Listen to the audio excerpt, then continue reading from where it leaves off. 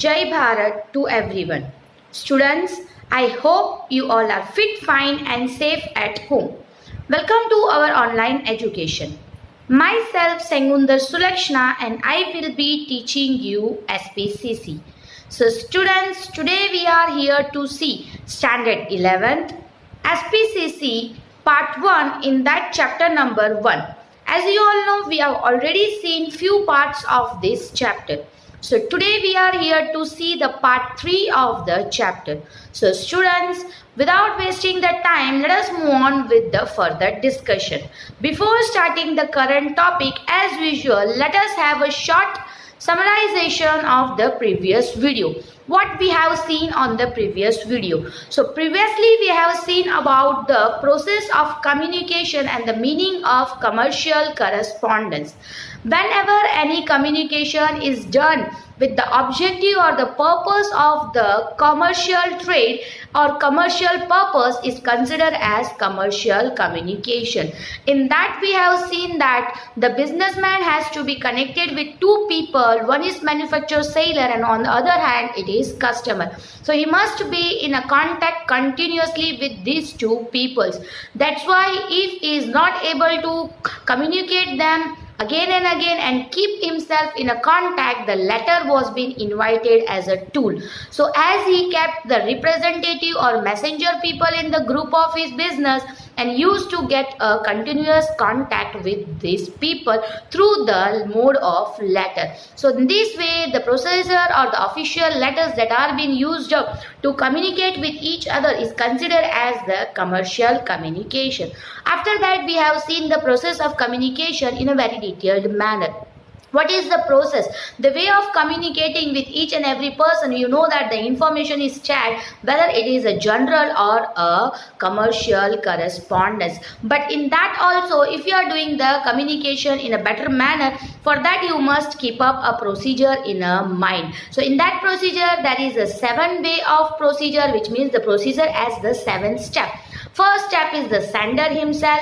He encodes the message, what message he has to send. The encoding of the message is done by, then he formate the message. He used different channels and medium for formulating the message. After that, he sends it to the receiver or the listener. So while the message is got by the listener, he decode it, he try to understand it, and whatever he understood, the listener keep in its mind and gives the last step of feedback to the speaker or the sender. In this manner, we can say that whenever a process of communication is done, it starts from the sender, it completes to the feedback. Even we have seen a short diagram of that portion, and even we have been given the clarification of channels and the medium. Medium means the portion of oral, written, the way which is the communication done. It is the medium, while the channel means the language, the picture, the particular things that we use to form up the information is considered as channel. So a person should be very appropriate about the language, the portions that is including in the communication. Why? Because many times the misunderstandings are being created up in a communication by which the fruitful result is not being seen in the process of communication. So up till this we have seen in a very detailed manner. So today we are going to go up with the further portion, means the methods of communication. So let us move on with the further portion from the textbook in a very detailed manner from the further PDF. So now let us see the methods of communication by which we can understand it in a very detailed manner. So now we are going to see the oral communication. Last time we have completed up to this explanation of the paragraph. So what is oral communication? The communication undertaken by way of speaking using language, word well suited to inform message is known as oral method of communication. In this method, clarity of pronunciation and loudness of sounds are essential features. Talk, discussion, forum, lectures, group discussion, etc. are the examples of this method of communication. So सबसे पहला communication oral communication माना जाता है. अब communication जो भी speaking यानी बोलने के तरीके से किया जाता हो, जिसमें लैंग्वेज यूज़ किया गया हो, वर्ड यूज़ किया गया हो, जिसमें इंफॉर्मेशन कोई बताया गया हो या मैसेज दिया गया हो, उसे ओरल कम्युनिकेशन या ओरल मेथड ऑफ कम्युनिकेशन बोला जाता है. इस मेथड के अंदर क्लैरिटी ऑफ प्रोनाउंसिएशन ठीक से होना चाहिए. जोर से बोलना चाहिए, लाउडनेस होना चाहिए साउंड में, जोर से नहीं, चिल्ला के नहीं, जैसे मैं अभी जो स्पीड में बोल रही हूँ आप लोगों को पता चल पाए वैसे एक नॉर्मल जो साउंड होना चाहिए। एसेंशियल फीचर्स यानी इंपॉर्टेंट फीचर्स ये दोनों माने जाते। Clarity of we can say pronunciation or rather than that sound must be in a very proper manner। बात कर सकते हैं, कोई चीज़ के बारे में डिस्कस कर सकते हैं, कोई फॉर्म वगैरह, फॉरम यानी जहाँ पे बैठ के डिस्कशंस होती हो, लेक्चर हो सकता है, ग्रुप डिस्कशन हो सकता है। इस तरीके से यहाँ पे ओरल मेथड का कम्युनिकेशन का एग्जाम्पल ये बोला जाता है। इन शॉर्ट ओरल कम्युनिकेशन का मतलब जहाँ हम बात करके एक दूसरे के साथ कम्युनिकेट करते हो उसे ओरल कम्युनिकेशन बोला जाता है। Next it is written communication. The communication undertaken by way of using way of writing using script language words well suited to information message is known as written method of communication.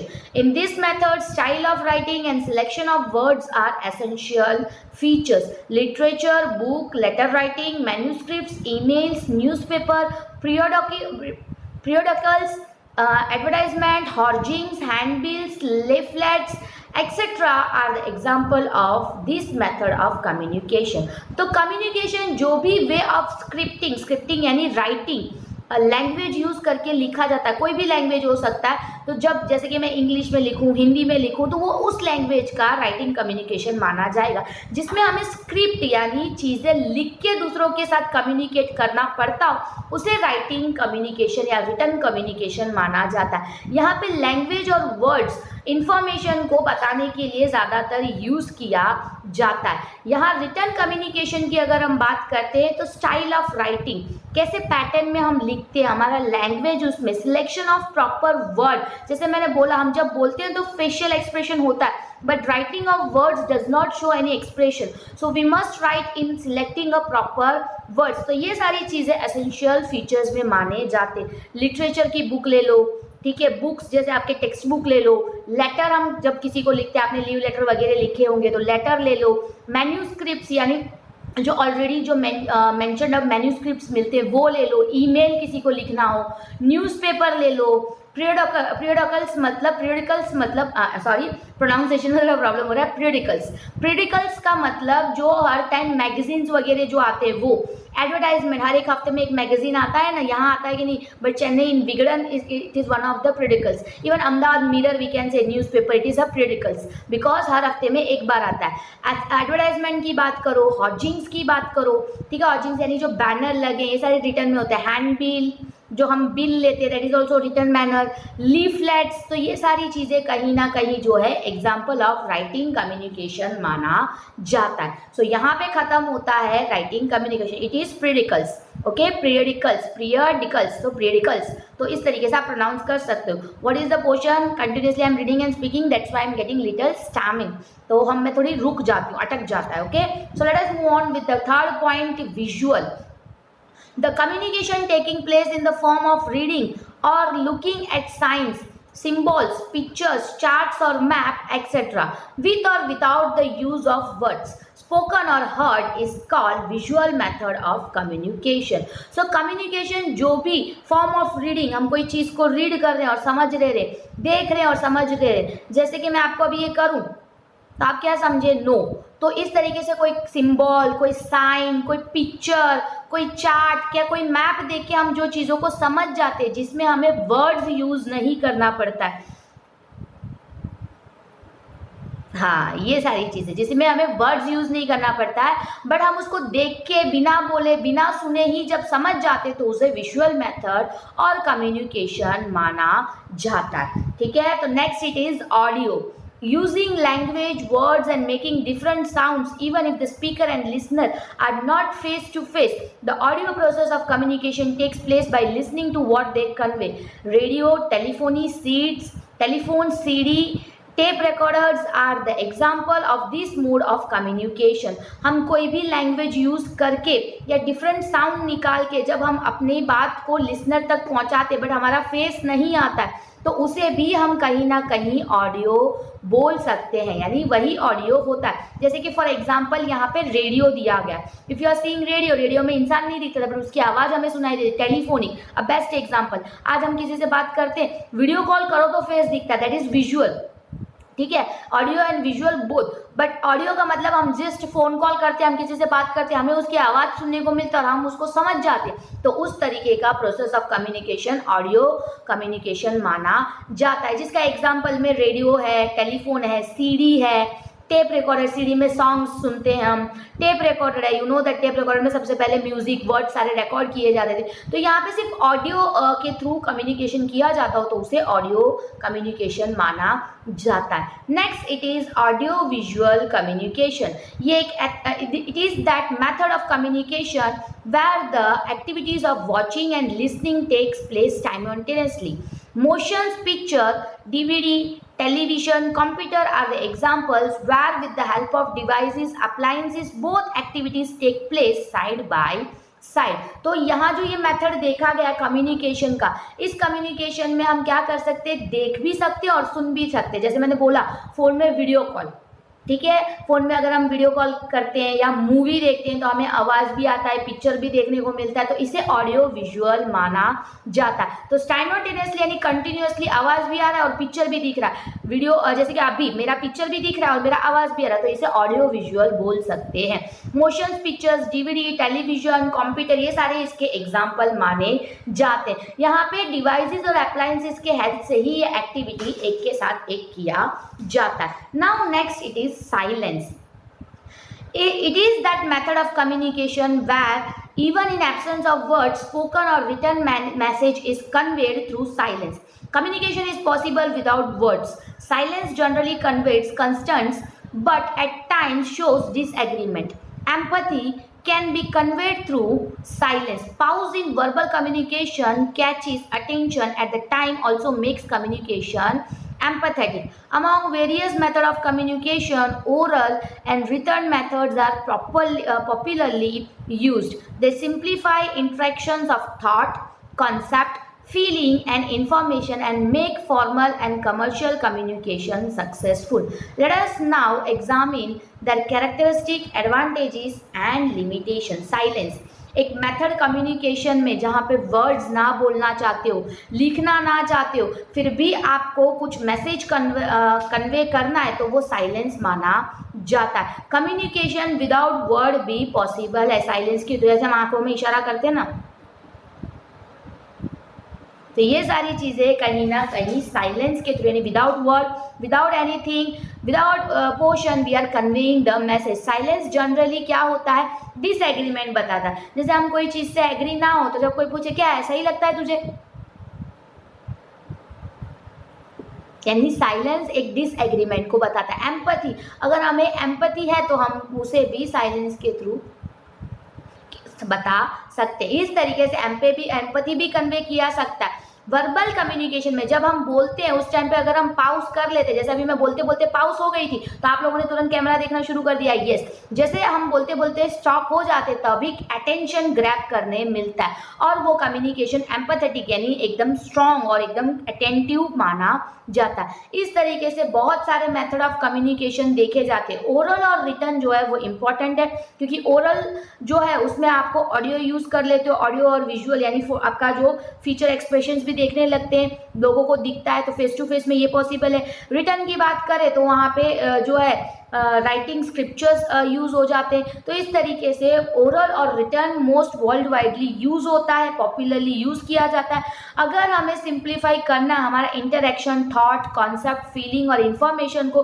तो हमें formal और commercial communication successful होता हुआ नजर आता है। ठीक है, तो कैसे हम इसकी कैरेक्टरिस्टिक क्या है, एडवांटेजेस क्या है और लिमिटेशन क्या है, इसके बारे में अब हम डिटेल में देखते हैं। So let us move on with the oral. I hope you all have understood the 6 methods in a very well manner. So first क्या था, सबसे first oral, second written, third visual, fourth audio, fifth audio visual and sixth is silence. काफी बार चुप रहना भी कुछ ना कुछ कम्युनिकेट करता है। सो let us move on with the oral communication. I'm going to read it out, listen it out carefully. Language is the most useful tool and the channel of communication. Any language can be learned, understood and mastered by way of 4 skills. These 4 skills are listening, speaking, reading and writing. The nature of oral communication includes the speaker tries to communicate by way of speaking loudly, using proper language, dictations and sentence pattern that the listener can understand. As per the requirement, he uses facial expression and gestures. This method is used for communication between two individuals, between individuals and group, and also between group and group. Talk, debate, dialogue, forum, lecture, group discussion, etc. are the different form of oral discussion. Language, you know that language एक most important tool माना जाता है. कोई भी communication के लिए अच्छी language होना necessary है. जैसे कि हम इंडिया की अगर हम बात करते हैं, एक तो Hindi, second Gujarati, third English, because mandatorily we are on English medium, compulsory है हम इंग्लिश मीडियम में है. फोर्थ हमारा मदर लैंग्वेज. ये 4 लैंग्वेज तो हमें पता होना चाहिए. इफ यू आर गुजराती तो एक 4th लैंग्वेज नहीं होता है. For example if I am south Indian तो mine 4th language is Tamil. तो इस तरीके से अपना एक लैंग्वेज भी होता है. तो कोई भी लैंग्वेज को सीखा जा सकता है, समझा जा सकता है, इवन उसमें मास्टर भी किया जा सकता है 4 तरीके से. कैसे 4 तरीके से? कोई भी लैंग्वेज को सीखने के लिए, मास्टरी करने के लिए हमें पहले सुनना पड़ेगा. We must listen that, then we must speak. हमें उसको बोलना पड़ेगा, रीड करना पड़ेगा और लिखना पड़ेगा. चलो रीडिंग एंड राइटिंग भी एक बाजू हम मान सकते हैं. जैसे कि फॉर एग्जांपल काफ़ी सारी लैंग्वेजेस ऐसे होती हैं हम लिखना पढ़ना नहीं चाहते बट समझने लगते हैं धीरे धीरे, वे टू वे. अगर हम स्पीकिंग करते हैं तो, लिसनिंग एंड स्पीकिंग करते हैं तो. बट हियर अगर ये चारों स्किल आप डेवलप कर देते हो तो आप कोई भी लैंग्वेज में जैसे मुझे अभी फॉर एग्जांपल मुझे फ्रेंच सीखना है तो मुझे फ्रेंच सुनना पड़ेगा, बोलना पड़ेगा, लिखना पड़ेगा और रीड करना पड़ेगा. अगर ये मैं चारों चीज़ करूँगी तो मैं फ्रेंच में मास्टरी कर सकती हूँ. बट ओरल कम्युनिकेशन की अगर हम बात करते हैं तो वो सिर्फ और सिर्फ बोलने और सुनने की कैपेसिटी से कोई भी लैंग्वेज सीख सकता है. स्पीकर यानी जो कम्युनिकेट कर रहा है उसको बार बार कम्युनिकेशन में, ओरल कम्युनिकेशन में इतना ही याद रखना है वो किस तरीके से बात कर रहा है, उसका लैंग्वेज कैसा है, प्रॉपर लैंग्वेज है, वो डिक्टेशंस कैसे कर रहा है, वर्ड्स की प्रोनाउंसिएशन कैसे कर रहा है, उसकी सेंटेंस पैटर्न कैसा है, सामने वाला जो है लिसनर वो उसको समझ पाएगा कि नहीं पाएगा. ये सारी रिक्वायरमेंट के हिसाब से ही उसको अपना कम्युनिकेशन करना चाहिए. इवन काफ़ी बार स्पीकर जो है अपना स्पेशल एक्सप्रेशन यूज़ करता है. इवन मैं भी यूज़ करती हूँ, नो दैट, कभी स्विंक करना, कभी ब्लिंक करना. तो in this manner many a time I also use rather than that gestures, you know that मेरा हाथ जो मैं एक्सप्लेन करती हूँ इसे गेस्चर बोला जाता है. So many time gestures use करना पड़ता है. तो ये सारी मेथड जो है हम ओरल में यूज़ करते हैं बिटवीन 2 इंडिविजुअल, मैं और आप अकेले. इस तरीके से 2 इंडिविजुअल में भी ये हो सकता है, या तो बिटवीन इंडिविजुअल्स मैं और एक ग्रुप हो सकता है, और ग्रुप हो सकता है, जैसे ग्रुप डिबेट हो सकता है. तो इस तरीके से ओरल कम्युनिकेशन देखा जाता है. Most we can say that different types of oral communication. most widely used oral communication in some places that is talking, बात करने में, डिबेट करने में. डिबेट आता है ना, ये सही है या ये गलत है, इस तरीके का डिबेटिंग आता है. तो वो डिबेट में, डायलॉग्स में, फॉरम्स में, जैसे मैंने बोला लेक्चर्स में, इवन लेक्चर में भी ओरल कम्युनिकेशन यूज होता है. ग्रुप डिस्कशन करना होता है, अभी भी ओरल कम्युनिकेशन होता है. इस तरीके से ओरल कम्युनिकेशन बहुत ही डेप्थ में देखा जाता है. Next it is advantages. Advantages एक साथ दिए हैं, let us see that in a very detailed manner. Advantages of oral communication. This method of communication is extremely simple, within reach of everyone and especially most commonly used. अगर method of communication में oral method की अगर हम बात करते हैं, बहुत ही simple है. हमें सिर्फ बोलना आना चाहिए अच्छी तरीके से, तो बहुत ही simple है. हम किसी के साथ भी कभी भी बात कर सकते हैं और especially अगर हम बात करते हैं, हम ज़्यादातर oral communication ही करते हैं. Tools like pen and paper are not required. Advantages में क्या है, एक तो स्पेशली हर जगह यही यूज़ किया जाता है. सेकेंड, हमें कोई टूल की ज़रूरत नहीं, सिर्फ हम अवेलेबल है तो हम कुछ भी कर सकते हैं. हमें बोलने के लिए कोई टूल की ज़रूरत नहीं पड़ती है, पेन पेपर ये सारी चीज़ों की ज़रूरत नहीं पड़ती है. Third, generally take place face to face. Here the speaker receives prompt feedback from the listener and therefore if any confusion arises, solution can be easily sought out.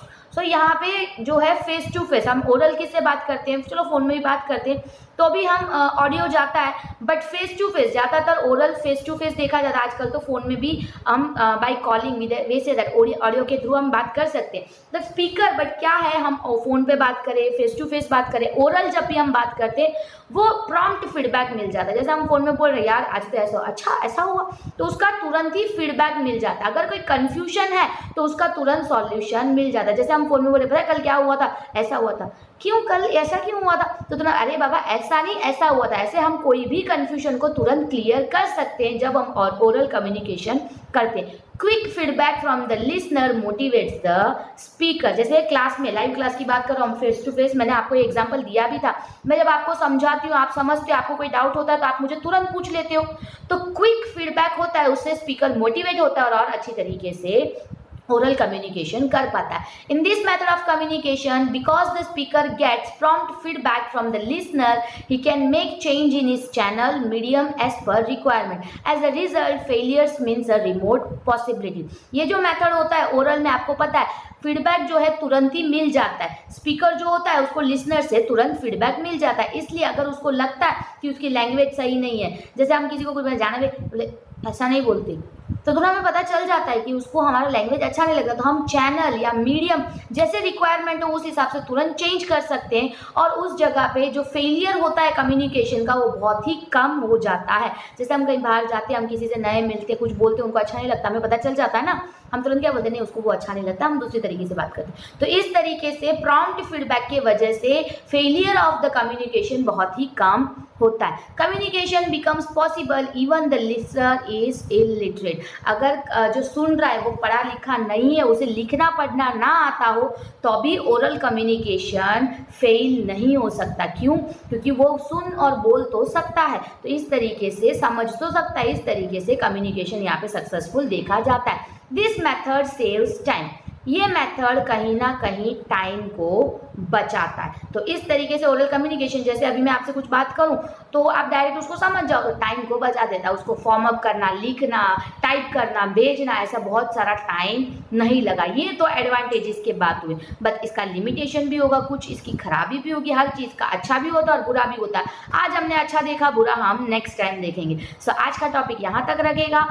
Further topic हम next video पे देखेंगे। आई hope you all have understood this topic. Now it is a time for a short revision of the topic that we have seen today.